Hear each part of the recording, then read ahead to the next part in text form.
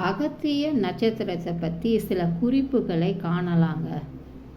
8 தொகை நல்லாந்தவனார் எழுதிய பாடல். பொதியில் முனிவன் புரைவரை கீறி மிதுனம் அடைய விரிகதிர் வேனில் எதிர்வரவு மாறி ஏக. விளக்கும்.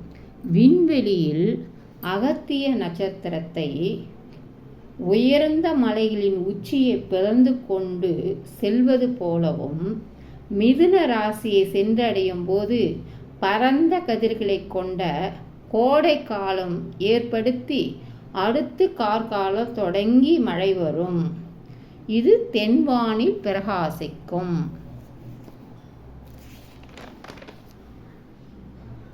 ஒரு நட்சத்திரம் சூரியனுக்கு அருகில் வரும்போது அதன் ஒளி மங்குகிறது. அதுவே சூரியனிடமிருந்து வெகு தூரம் செல்லும்போது அதன் ஒளி பிரகாசிக்கிறது. அந்த தினத்தை தான் நட்சத்திர உதயம் என்கிறோம். நம் முன்னோர்கள் நட்சத்திர உதயத்தை வைத்தே தெய்வங்களுக்கு விழாக்களை ஏற்படுத்தி இருக்கிறார்கள். 4 மாத கால சூரிய ஒளியில் இருந்து மறைகிறார். அது அந்த நட்சத்திரம் தோன்றியதும் மழைக்காலமும் முடிகிறது.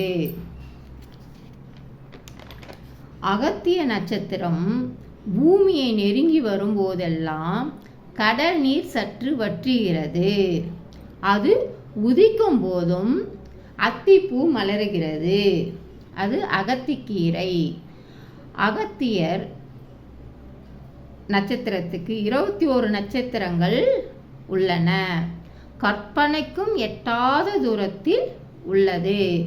சூரியனிடமிருந்து போலவே 13,600 மடங்கு தூரத்தில் இருந்து ஜொலிக்கிறது.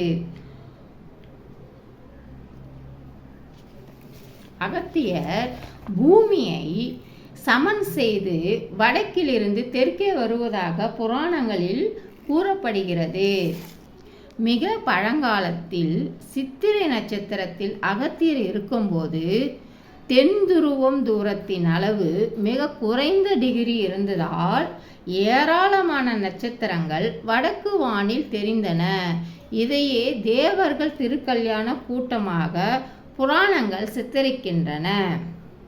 அகத்திய விண்மீன் அடிவானில் தெரியும் கோண வேறுபாட்டை வைத்து பூமியின் சுற்றளவை மிக துல்லியமாக கணக்கிட பயன்படும் என்பதை ரோட்ஸ்டீவ் அலெக்சாண்டர் என்பவர் கண்டறிந்தனர். வானில் விண்மீன் நகர்வுகளை கணக்கிடவும் இந்த நட்சத்திரம் ஆராய்ச்சியாளர்களுக்கு உதவுகிறது. மீண்டும் ஒளிரும்.